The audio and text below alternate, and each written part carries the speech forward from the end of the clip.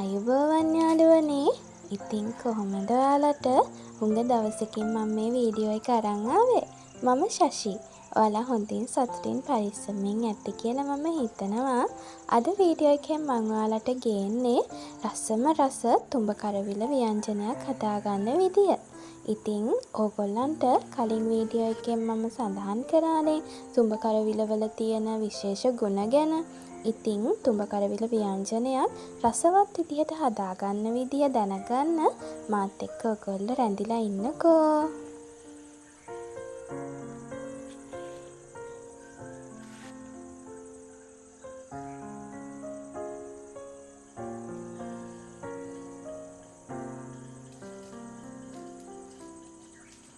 ඉතින් මේ තියෙන්නේ අපේ තාත්තගේ කරවිල කොටුවනේ.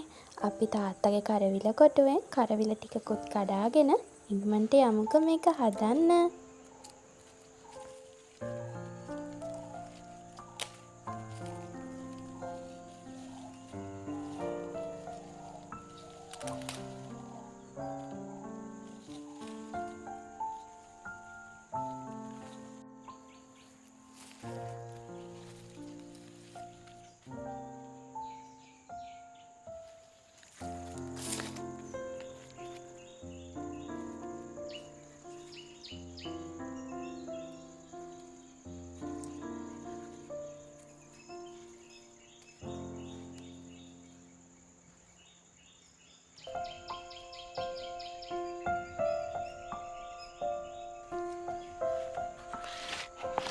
මම දැන් කඩන් ආව තුඹ කරවිල එක සෝදන්න තමා හදන්නේ. මේක සෝදන ගමන් මං ඔයාලට තුඹ කරවිල වල ගුණ ගැන ආයෙත් කියන්නම්. මේ තුඹ කරවිල වල ගුණ ගොඩාරියක් තියෙනවා. බෝ නොවන රෝගයක් වෙන දියවැඩියාව සමනය කරන්න, අතිරුධිර පීඩනය පාලනය කරන්න මේ තුඹ කරවිල ව්‍යංජනයෙන් පුළුවන්. ඉතින් මේක රසවත් විදිහට මේකේ ගුණාත්මක භාවය තියෙන විදිහට හොඳින් පිළියෙල කරගත්තාම තුඹ කරවිල කියන්නේ දිව්‍යමය ඖෂධයක්.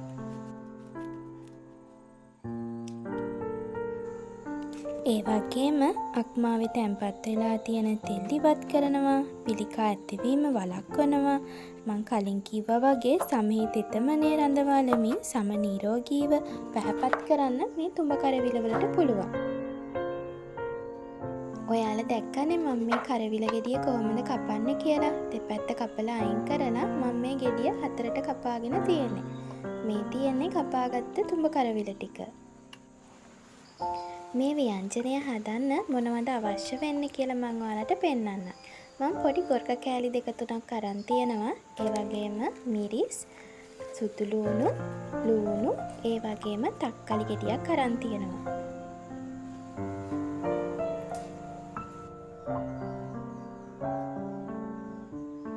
මම කපාගත්ත තුඹ කරවිල ටිකට කහ කුඩු ටිකක්, ඒ වගේම අමු තුන පහ සහ බැදපු තුන පහ දාගෙන හොඳට මේක මිශ්‍ර කරගන්නවා. ඒ කියන්නේ කරවිල කෑලි වල මේ කුළුමඩු ටික වැදෙන විදිහට හොඳට අනා ගන්නවා.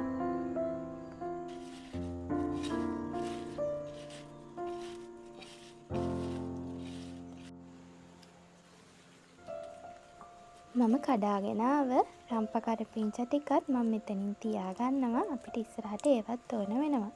ඒ වගේම කුරුඳු කෑල්ලකුත් ඕනේ. පොල් තෙල් චුට්ටකුත් ඕන වෙනවා. මට ඉස්සෙල්ලා තුඹ කරවිල එකට ලුණු චුට්ටක් දාගන්න බැරුව ගියා. මම ලුණු ටිකකුත් දාගෙන ආයෙත් අනා ගන්නවා එක. තව අපිට අබ ඇට, ඒ වගේම සූදුරු ඕන වෙනවා. මිරිස් කුඩු ටිකකුත් ඕන වෙනවා. මම දැන් ලිප්ප පත්තු කරලා ඔයාලට පෙන්නන්නම් කොහොමද මේ ව්‍යංජනය හදාගන්නේ කියලා.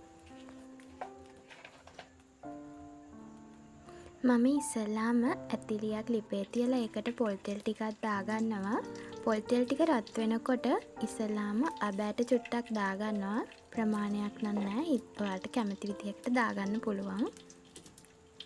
ඊට පස්සේ අබ පුපුරනකොට මම මේකට දාගන්නවා සූදුරු ටිකක් චුට්ටක් දාගන්න.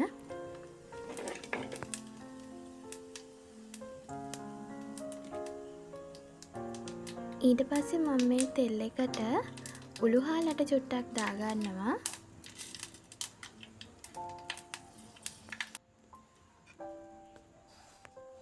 ඊට පස්සේ මම ලියාගත්ත ලූණු ඒ වගේම සුදු ලූණු අමු මිරිස් දාලා මේක චුට්ටක් ටෙම්පරාදු කරගන්නවා.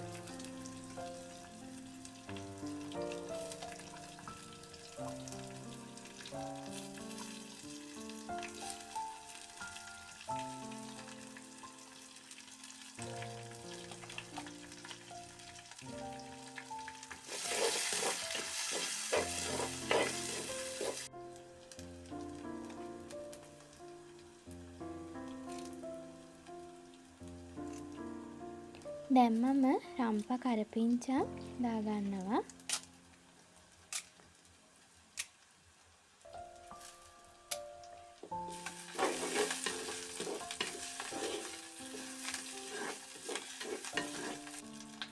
ඊට පස්සේ මම මිරිස් කුඩු ටිකක් දාලා චුට්ටක් ටෙම්පරාදු වෙන්න දෙනවා.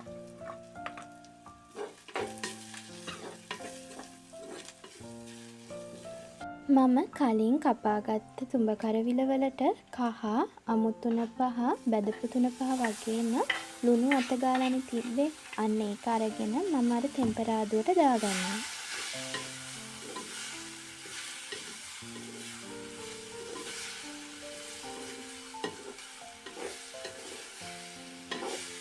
හොඳින් කලවම් කරගත්තට පස්සේ මම ගොරක කෑලි 2-3ක් දාගන්නවා. ඒ වගේම තක්කාලි ගෙඩියක්ම කපා ගත්තට මම ඒකෙන් භාගයයි දාගන්නේ. මොකද ගොරකක් දාලා තියෙන නිසා ඇඹුල් ගතිය වැඩි වෙන්න පුළුවන් හින්දා තමයි මම තක්කාලි ගෙඩියෙන් භාගයක් දාගන්නේ. ලුණු ටිකක් මදි වගේ දැනෙන නිසා මම ලුණු චුට්ටකුත් දාගන්නවා.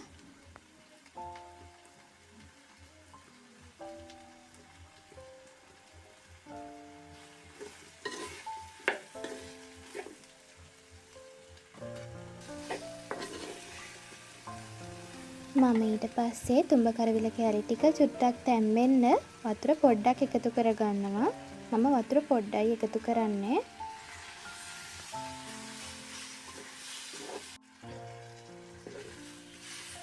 වතුර එකතු කරගත්තට පස්සේ මම කුරුඳු පොත්තකුත් මේකට දාලා විනාඩි 10ක් විතර කරමුඩියෙන් වහලා මේ තුඹ කරවිල ටික තැම්බෙන්න තියනවා.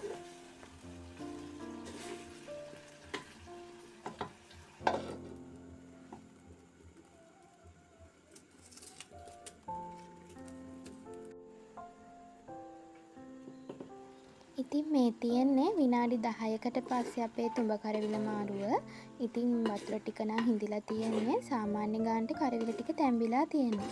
ඉතින් මේ ගමම්ම වගේ මම හොඳ උක්කු පොල් කිරි ටිකක් එකතු කරගන්නවා මේකට.